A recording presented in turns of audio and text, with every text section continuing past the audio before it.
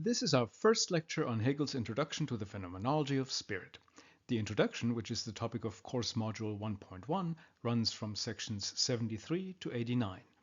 The introduction starts only in section 73 because, as we noted in the last lecture, Hegel added a long and difficult preface to the book, which takes up sections 1 through 72, and which we'll skip.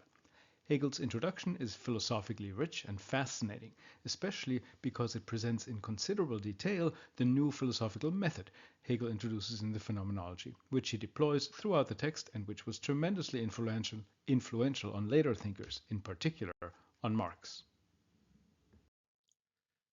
The introduction can be subdivided into 4 separate parts of roughly equal length. Hegel himself does not subdivide the text in this way, so these 4 divisions and their titles are my addition, but they track the natural components of his argument. The first of these 4 parts, and the topic of today's lecture, 1.1.1, is Hegel's opening salvo in sections 73 to 76, in which he introduces a certain kind of philosophical skepticism, which, as Hegel points out, is neither very appealing to non-philosophers, especially natural scientists, nor properly understood by its proponents. Despite these drawbacks, Hegel uses it to point to the legitimate philosophical questions he proposes to pursue. The next 4 sections of the introduction, sections 77 to 80, which are the topic of lecture 1.1.2, are the sections in which Hegel for the first time introduces the idea of a path or progression or movement of consciousness. This movement, which takes the form of a procession of different and, as we'll see, better and worse, more or less adequate forms of consciousness, is at the heart of his dialectical method. Hegel here, in effect, provides us with the topic of the phenomenology, or a first glimpse of what the phenomenology is about. Question: what is it about? Answer: it's a walk through different forms of consciousness that are increasingly adequate to the task of being forms of consciousness. That, of course, still sounds pretty obscure, but before Hegel can even start to go down the path he's just mapped out, he has to address a major problem, which is both a problem for him and a long-standing problem in the history of philosophy. It's been called the problem of the criterion. You might also call it the who's to judge problem. An evaluation of different forms of consciousness as better or worse, or more or less adequate, is of course itself performed by a form of consciousness, that of the judge. And a perfectly legitimate question to someone who tells you that you're not good enough is, of course, to question their insight or authority and say, who are you to judge?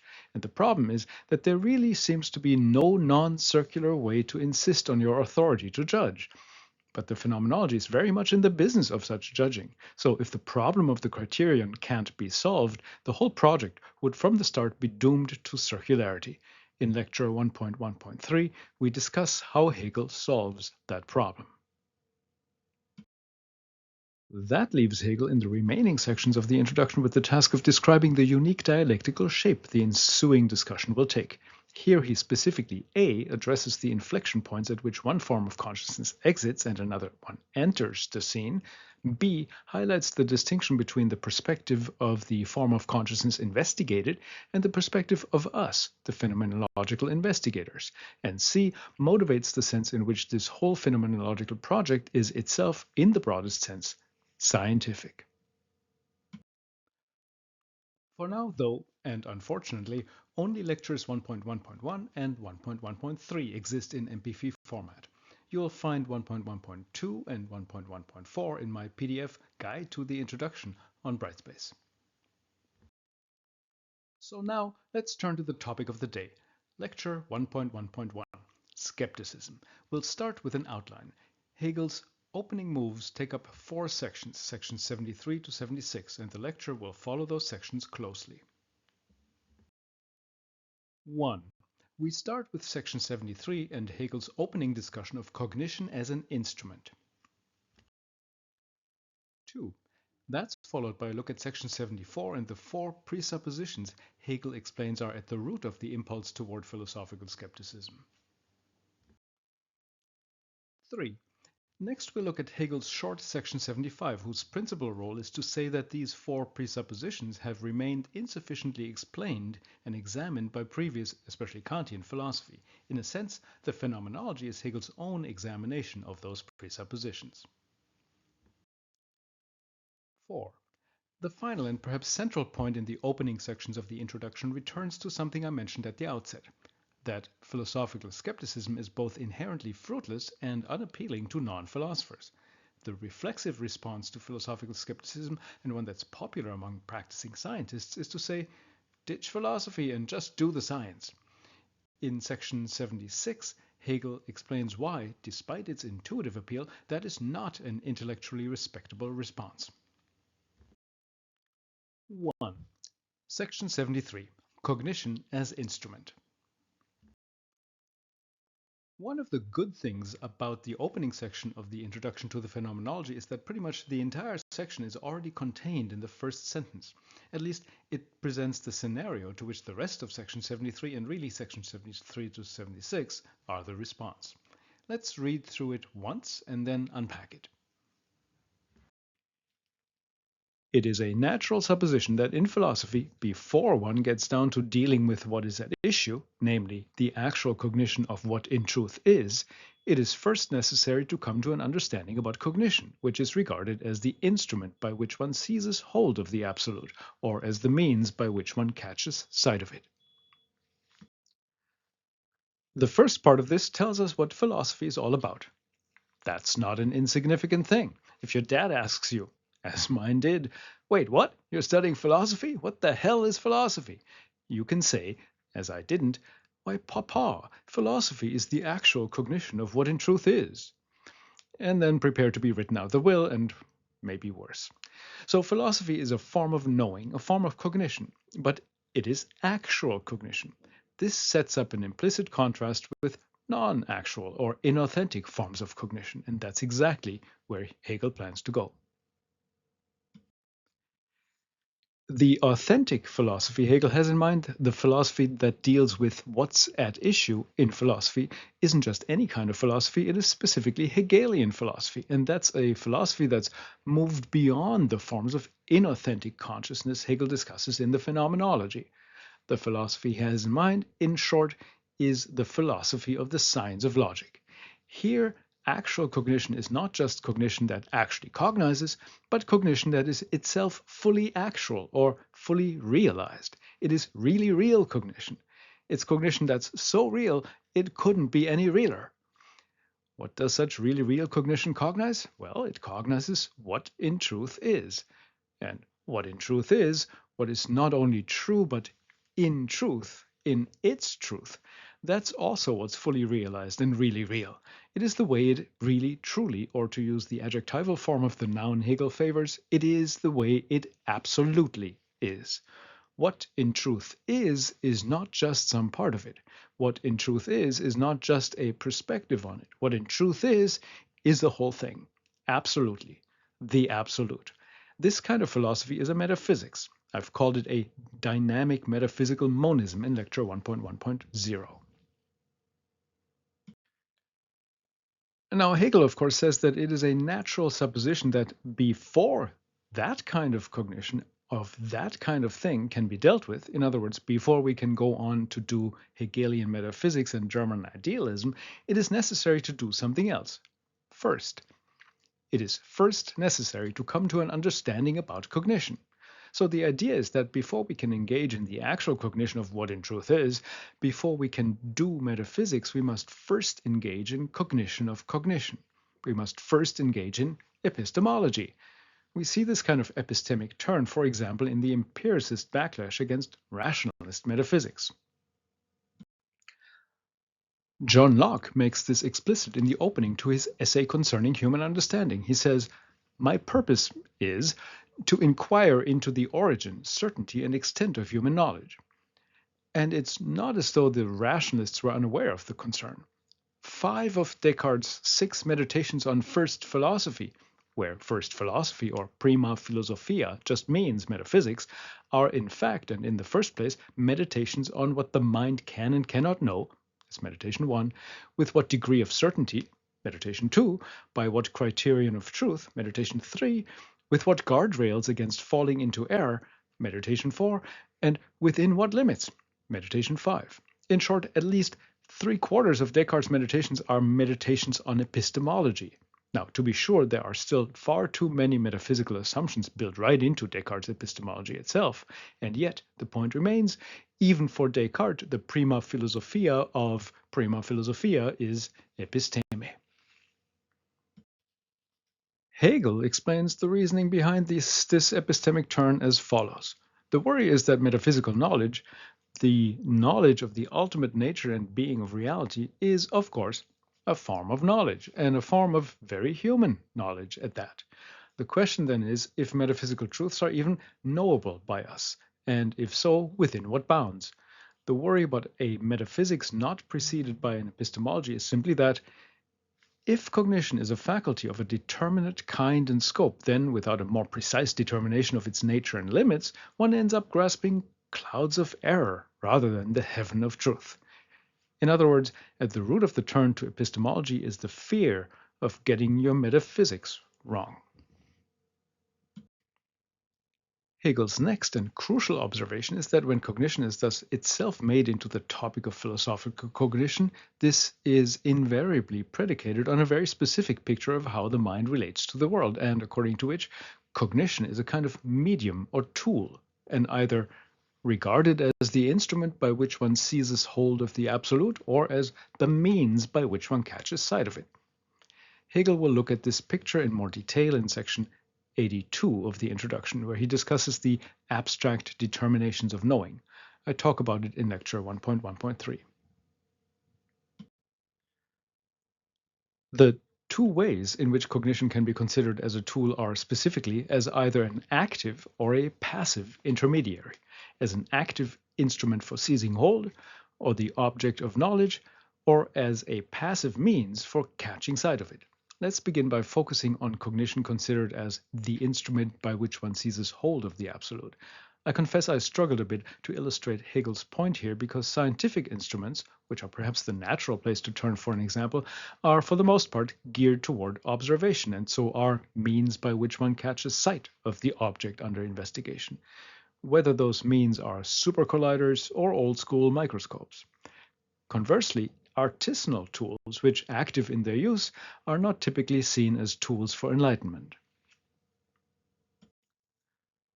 I think we get closer to what Hegel is up to when considering Michelangelo's famous quote that the sculpture is already complete within the marble block.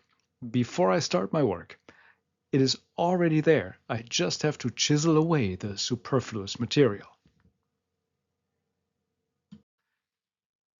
Here, the tool or the means is the sculptor's chisel, and according to Michelangelo, it's a tool of artistic and perhaps spiritual revelation.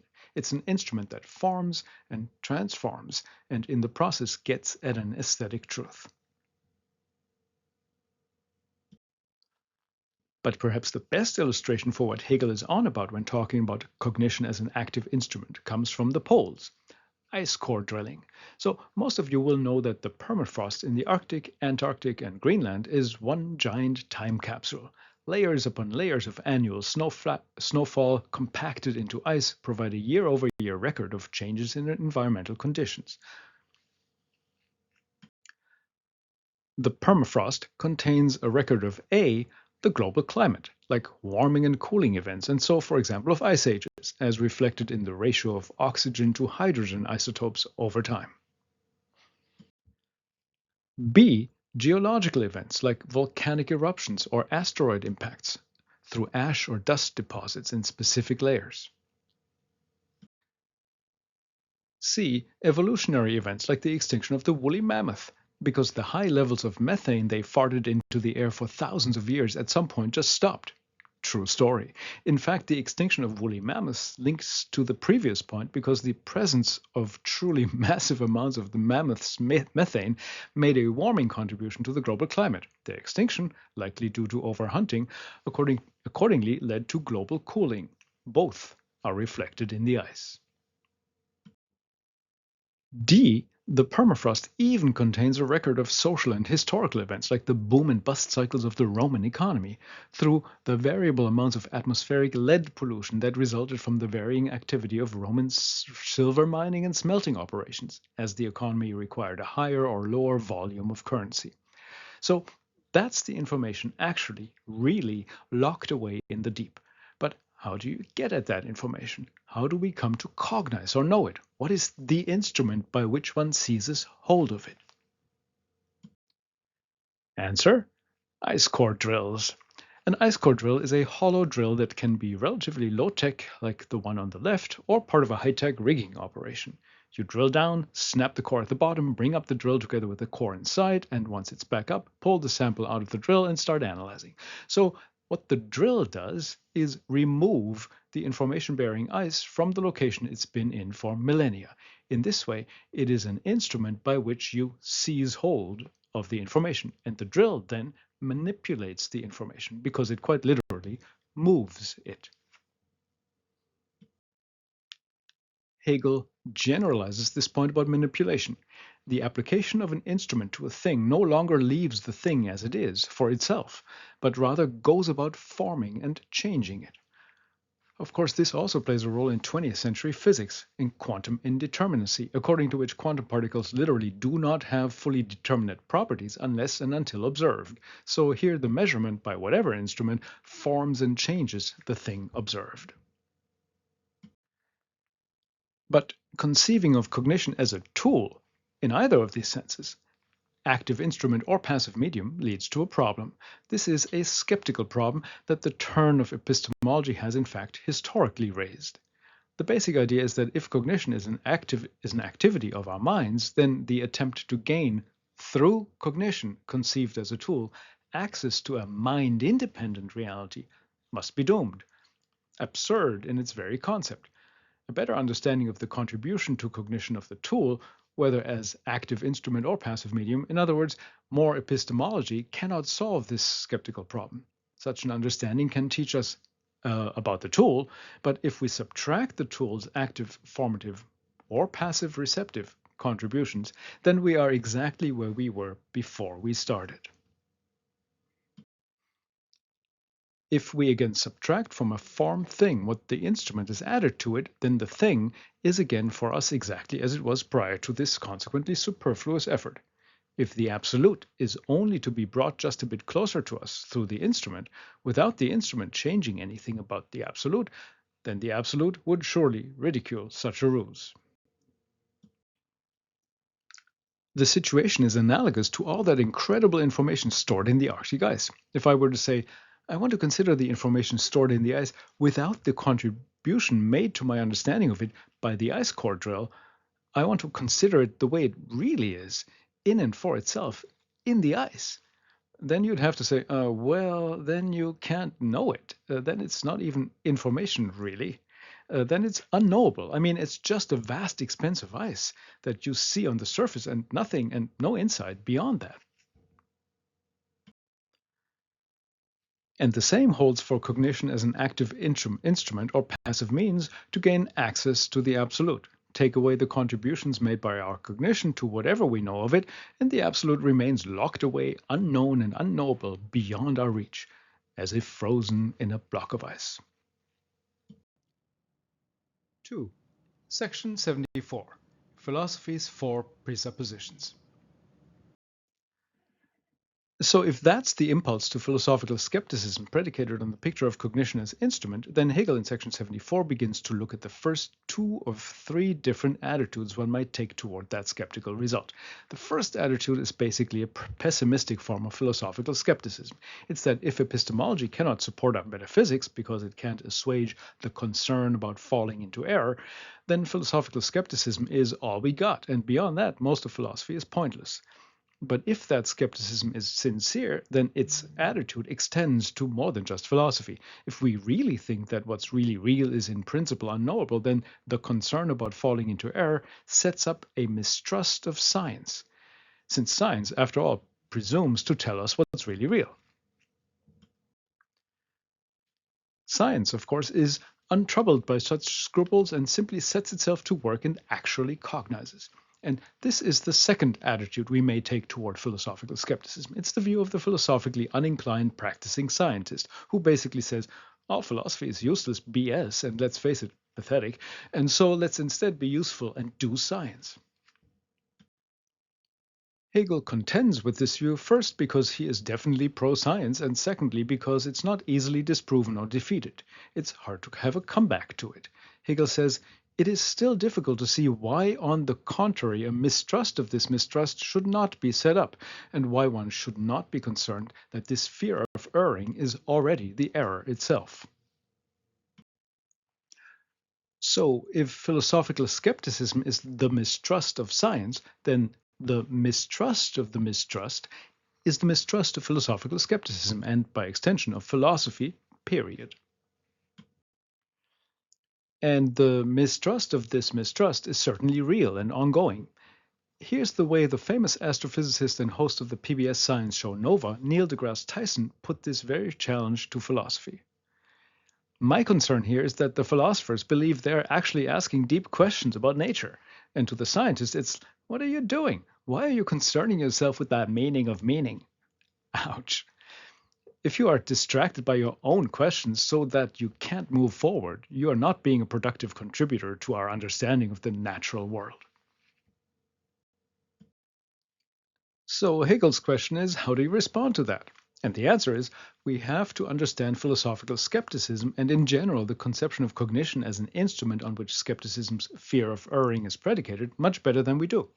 Hegel will have more to say about science's self-assuredness in a moment in section 76, but for now the suggestion is that in order to withstand this sort of lazy rhetorical attack, philosophy will have to come to terms with its own lazy thinking, and especially with the idea that the conception of cognition as an instrument is without presupposition. And that's exactly what he now does in the remainder of section 74. And in a way, he throws the nasty little barb, nasty of course because it contains a kernel of truth, that navel-gazing philosophers are frivolously and unproductively concerning themselves with the meaning of meaning, right back at science. Hegel says, damn right it's a question of meaning, but that does not mean it's merely wordplay or semantics. Because when you, science, talk about understanding or the natural world, you literally do not know what you're talking about. You are using the words, but you haven't earned the right to use them yet.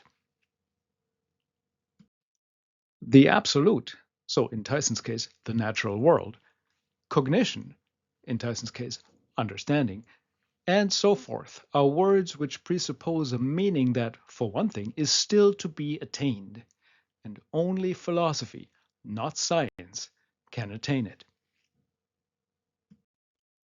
We might consider that Hegel's mic drop moment.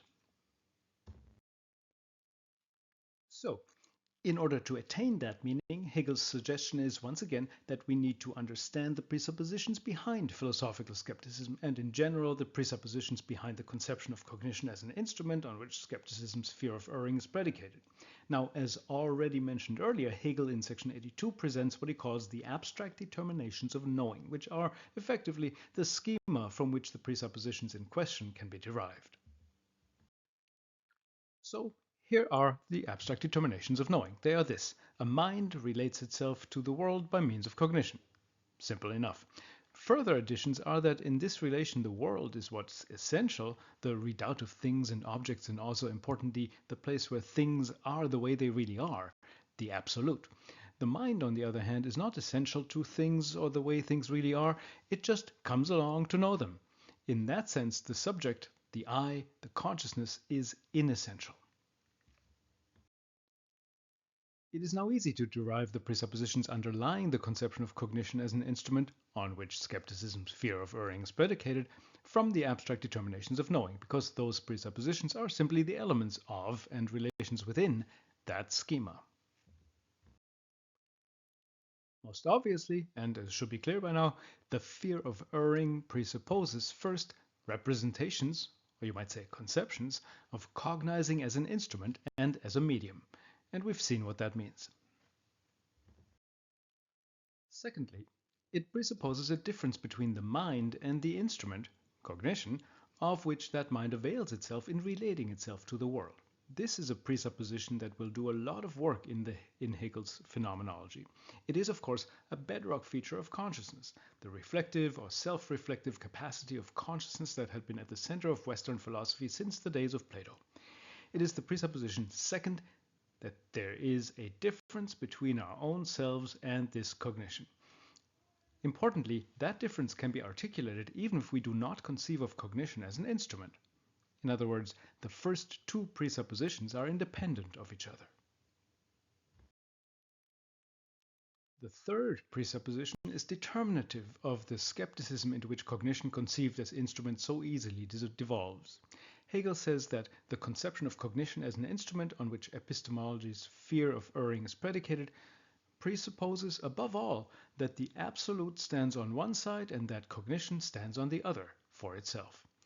The fear of erring thus presupposes that cognition remains fully on the mind side of the mind-world dualism and so remains fully outside of the absolute. This is the presupposition Hegel is most intent on debunking.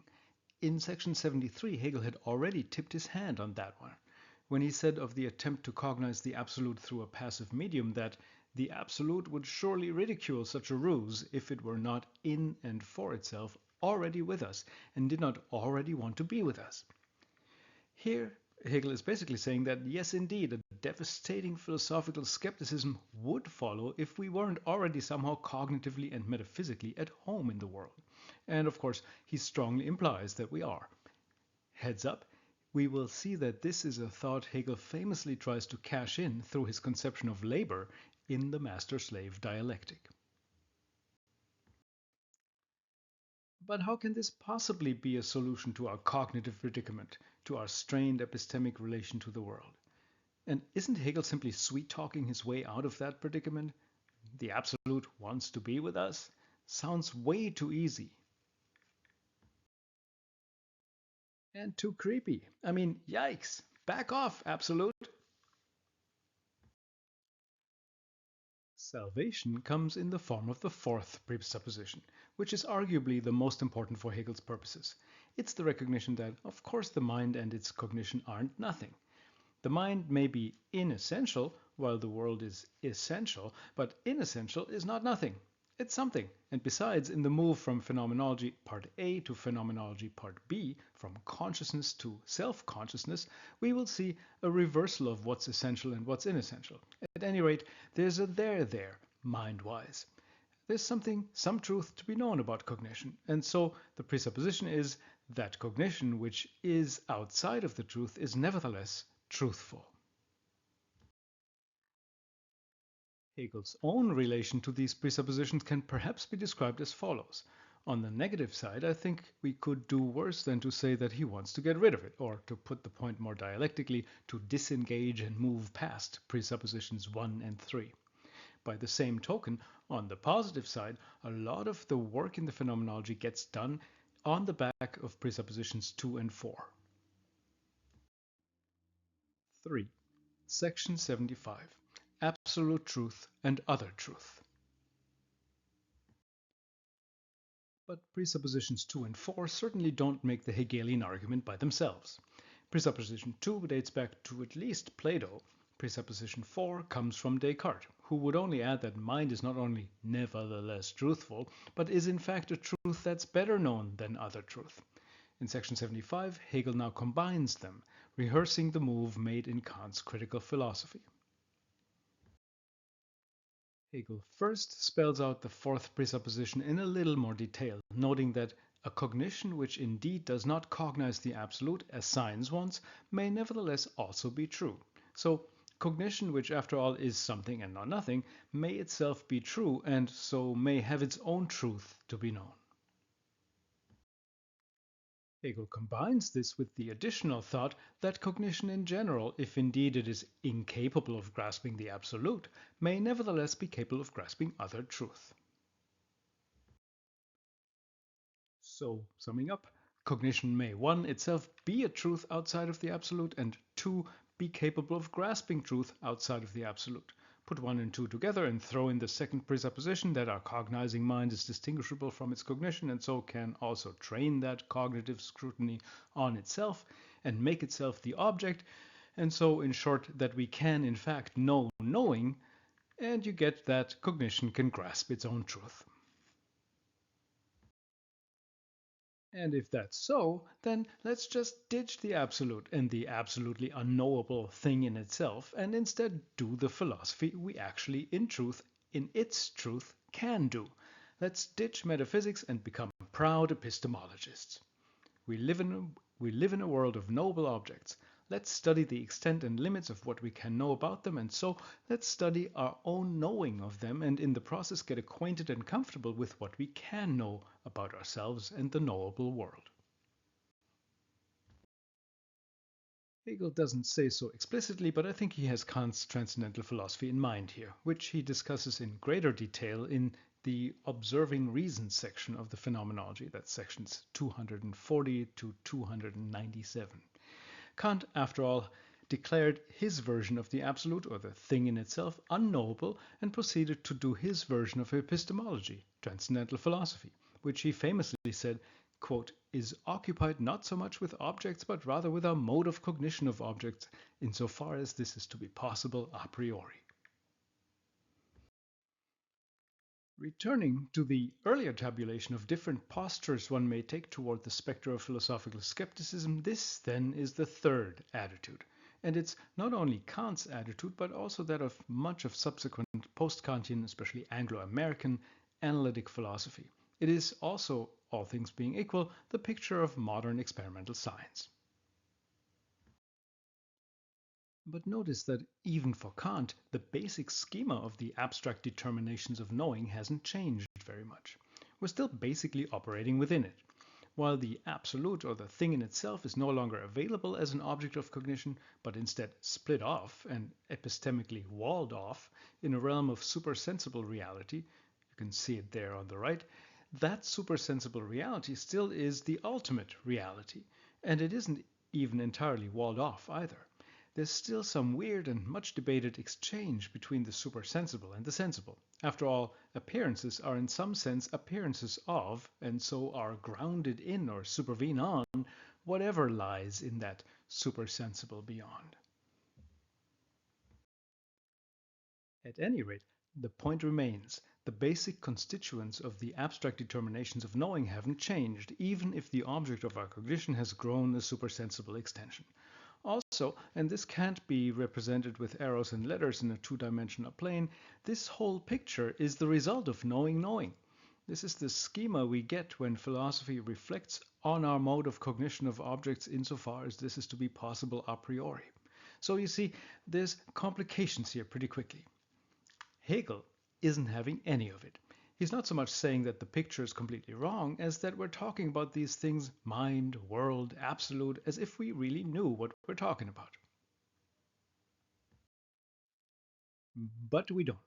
And so he is responding to Kant with the mic drop rejoinder already noted as the appropriate response to the unphilosophical scientist.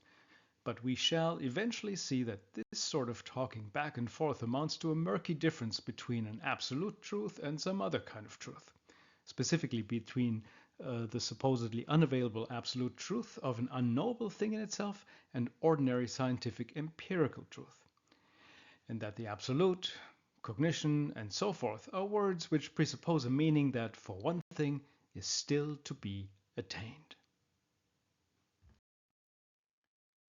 4. Section 76. Science comes on the scene. So, if the first step to attain this meaning, the meaning of the terms that went into the abstract determinations of knowing, was to spell out the presuppositions behind it, then the next step will be to subject those presuppositions to some form of critical scrutiny. The problem with proposing to go down that road is that the mic drop moment, which was supposed to open it, is not actually an argument. It's rhetoric disguised as argument. It's a hopeful plea. We do have to study the meaning of meaning, masquerading as a slam dunk. And our unphilosophical scientist, as well as our Kantian for that matter, has a time-honored comeback for the woolly Hegelian philosopher.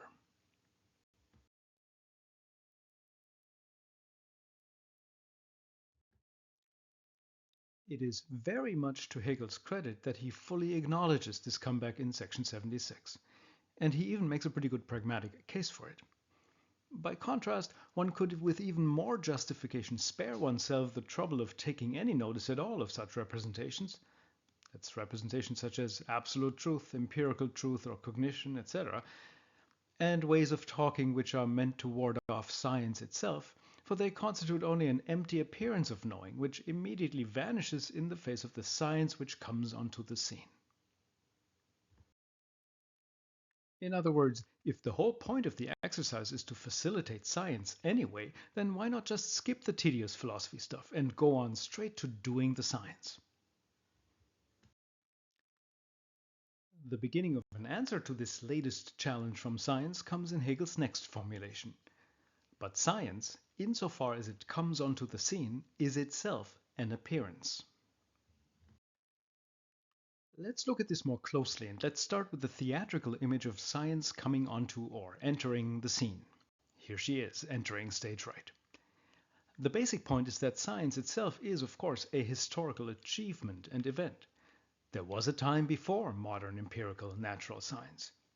Then, at some point around the 1540s, modern experimental science comes onto the scene as a kind of knowing that stands in competition with other forms of knowing, especially religious doctrine, but also common sense knowledge, mythological consciousness, poetic awareness, etc. To this, we need to add that Hegel's conception of science is moreover considerably broader than the modern English usage of the word science suggests, which for the most part refers narrowly to the natural sciences.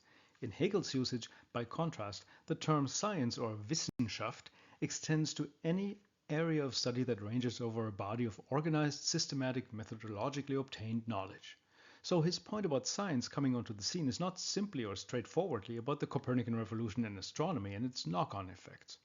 His point is about Renaissance and post-Renaissance human intellectual achievement in general, and so about the advent of the modern academy. Hegel was, of course, late in life president of the German flagship university in Berlin. In the contemporary American context, we see vestiges of this broader sense of science in the field of political science, as well as in the social sciences. Neither are natural sciences, but both are considered somehow scientific. But the German term extends much further than even that, covering things like the study of law, which is called legal science or Rechtswissenschaft, the study of literature, which is called literary science or Literaturwissenschaft, or the study of music, which is called, you guessed it, musical science or Musikwissenschaft. And the humanities at large are, in fact, with a nod to Hegel's Phenomenology of spirit or the Phenomenologie des Geistes, called Geisteswissenschaften, or the sciences of the mind or spirit. Speaking of the academy, a way to illustrate the point would be to say that if we adopted Hegel's and the German usage, then the Weizmann School of Arts and Sciences would simply be called the Weizmann School of Sciences, since all academic fields of study represented in a School of Arts and Sciences are, by virtue of being academic fields of study, sciences.